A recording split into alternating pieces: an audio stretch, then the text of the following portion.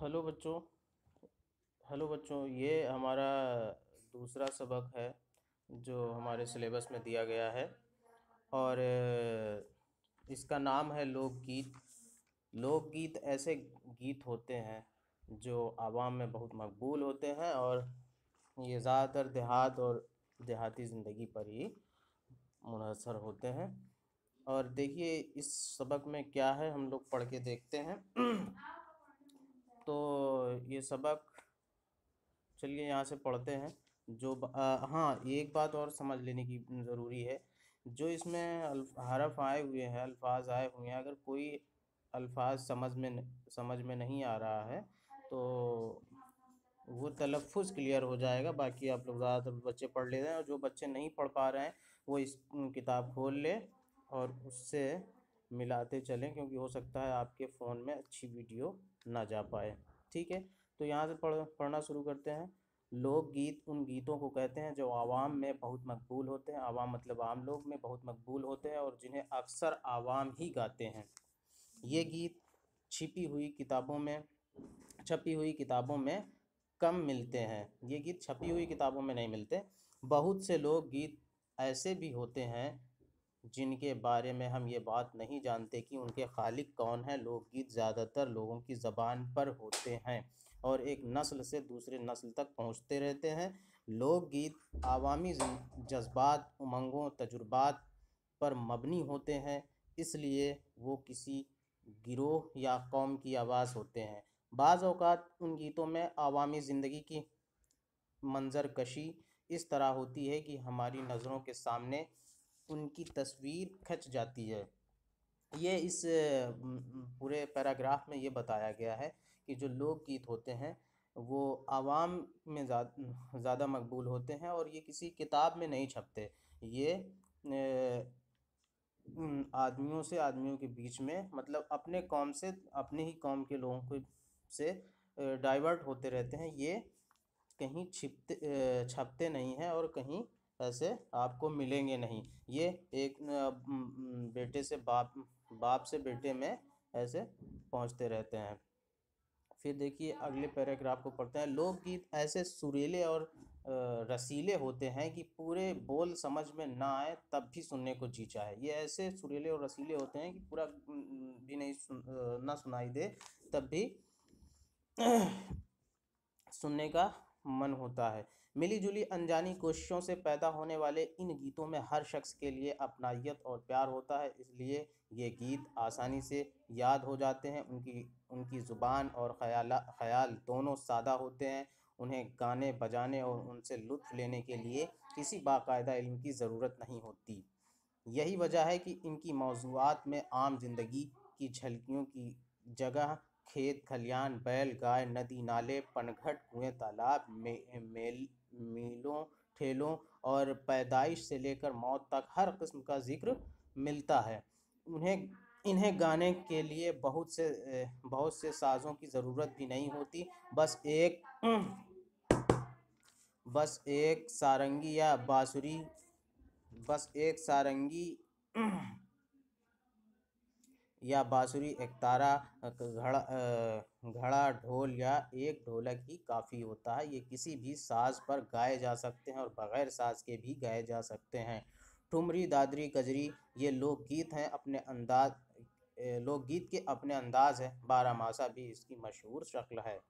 देखिए इसमें बताया गया है कि लोकगीत होते क्या हैं, और ये किसी साज के मोहताज नहीं होते हैं। कभी कभी ये केवल ऐसे ही गाए जाते हैं बिना साज के। कभी कभी अगर एक ढोलक भी मिल जाए तब भी इसमें गाया जा सकता है। गांव में अक्सर ये देखने को मिलता है कि औरतें ये लोकगीत तमाम मौक़ों पर गाते हैं। जैसे कि हम देखते हैं कि तमाम मौक़ों पर ऐसे गाए जाते हैं, जैसे खेत में भी खेत कटा तब भी गाए जाते हैं, खलिहान में जब काम होता है तब भी गाए जाते हैं, और घर में भी कोई भी ओकेशन होता है तब भी गाए जाते हैं। किसी की पैदाइश हुई या किसी की मौत हुई तब भी ये लोकगीत गाए जाते हैं। अब चलिए ये पैराग्राफ पढ़ते हैं यहाँ से।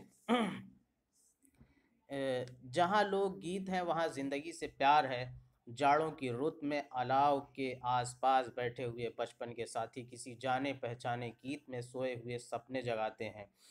चांदनी रातों में बचपन की सखियां चूड़ियों की खनक और पायलों की छनकार से इन गीतों में चार चांद लगाती हैं। जब फसलें पकती हैं और अनाज की सुनहरी बालियां दिलों में उमंगे जगाती हैं, तब तक खुशी से झूम झूम खुशी से झूम झूम कर कर नाचते और गाते हैं। ये बताया जा रहा है कि यहाँ पे लोग जो है कितना जो गांव के लोग होते हैं या जो लोकगीत गाने वाले लोग होते हैं बहुत खुशी मनाते हैं। कोई भी ओकेशन हो तो वो लोग ये गीत गाते हैं और वहाँ से खुशी जो भी खुशी मिल सके वो तस्लीम करते हैं। अब चलिए यहाँ से पढ़ते हैं।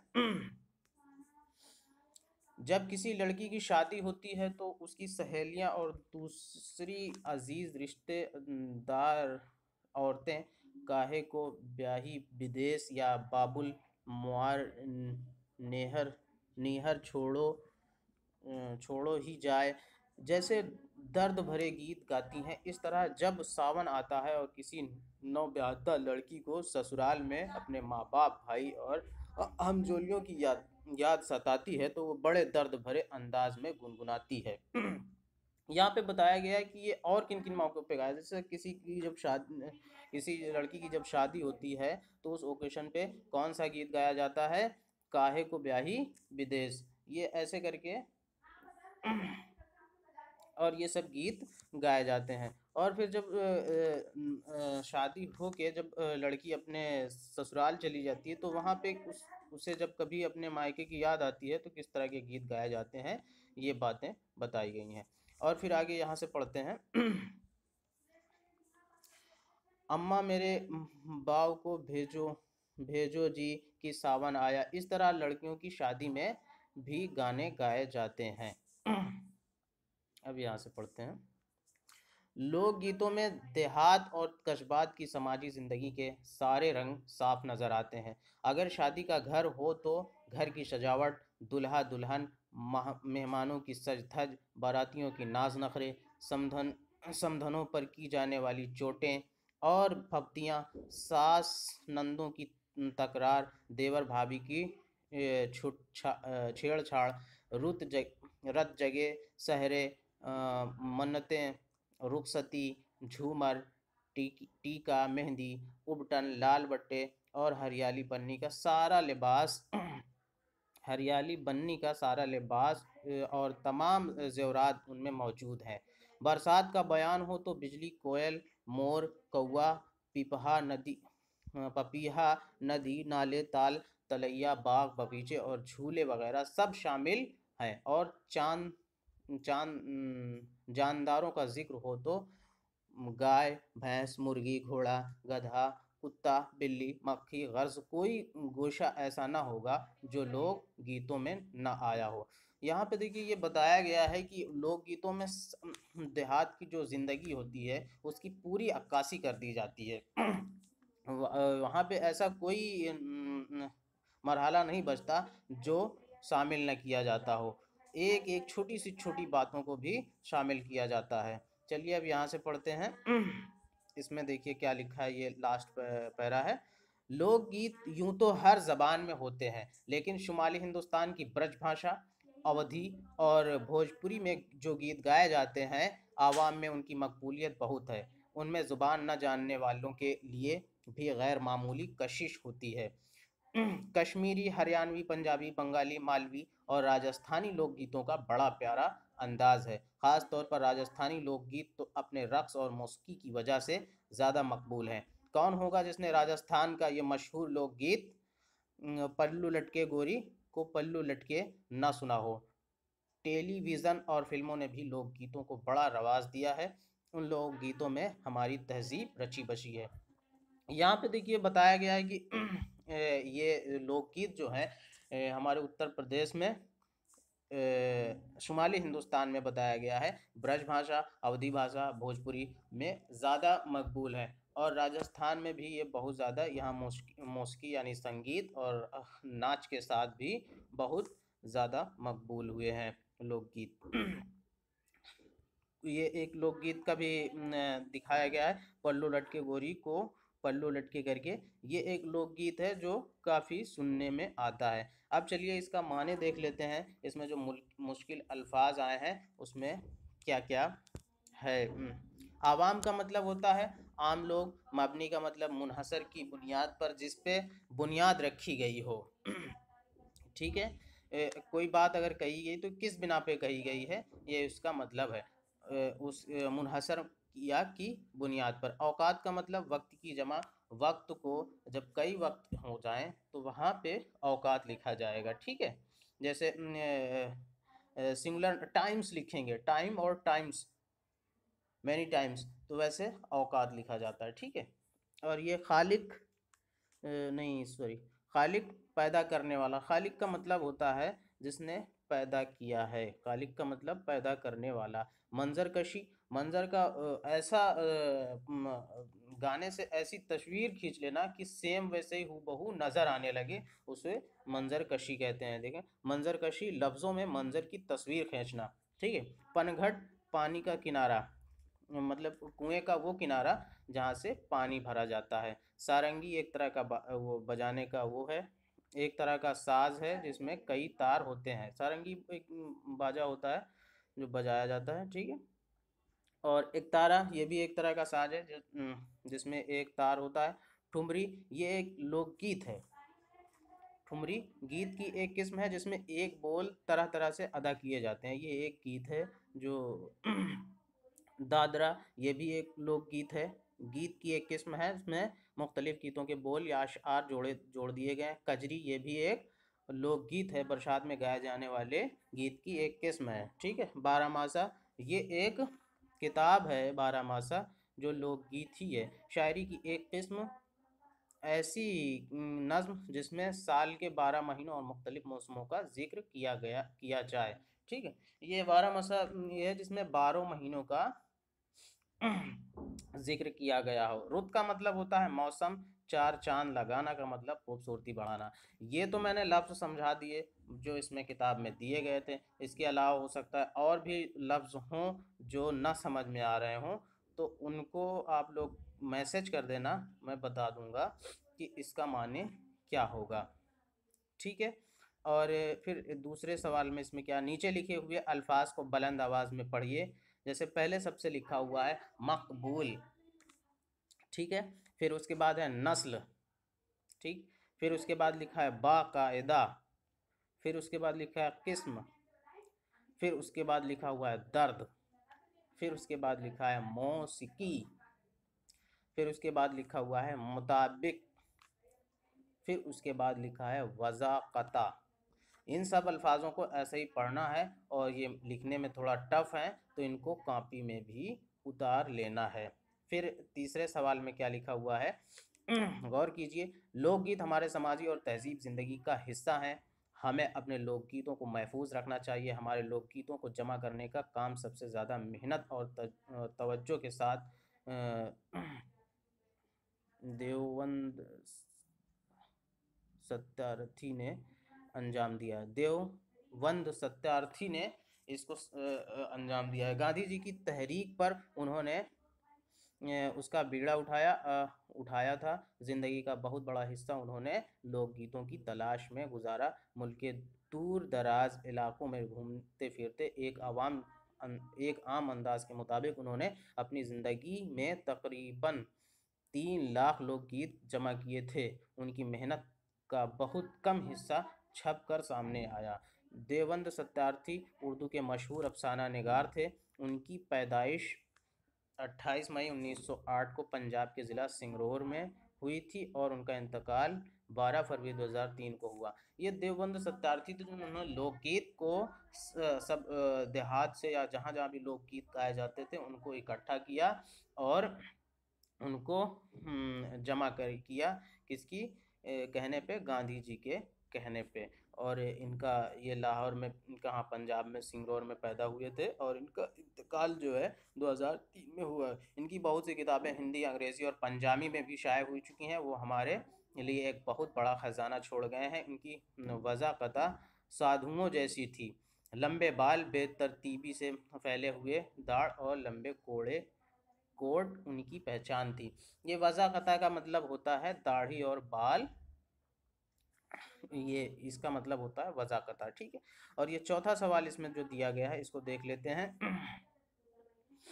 सोचिए और बताइए लोकगीत किसे कहते हैं।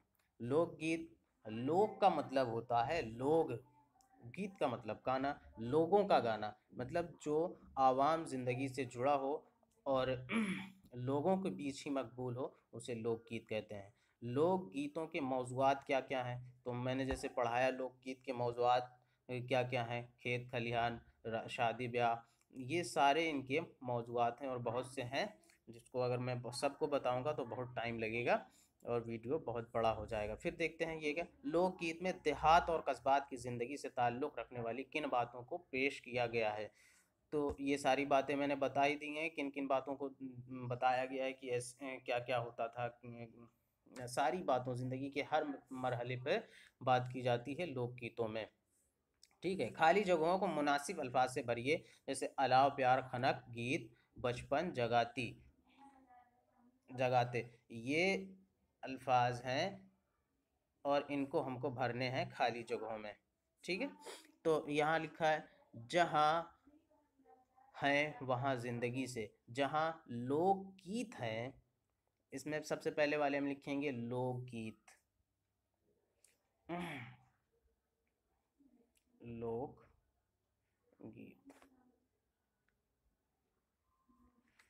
ये ऐसे मैं भर नहीं पाऊंगा, तो मैं यहाँ पे देखें, यह सबसे पहले वाले में भरा जाएगा लोकगीत, यहाँ भरा जाएगा लोकगीत।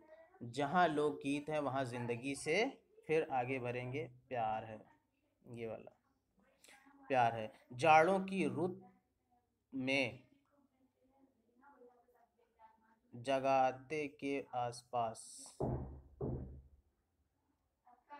सखियों के आसपास, ये सखियों के आसपास बैठे हुए, ये नहीं अलाव के आसपास, सॉरी ये गलत है, ये भरा जाएगा अलाव के आसपास बैठे हुए सखियों के साथी, बचपन के साथी, यहाँ पे बचपन के साथी किसी जाने पहचाने,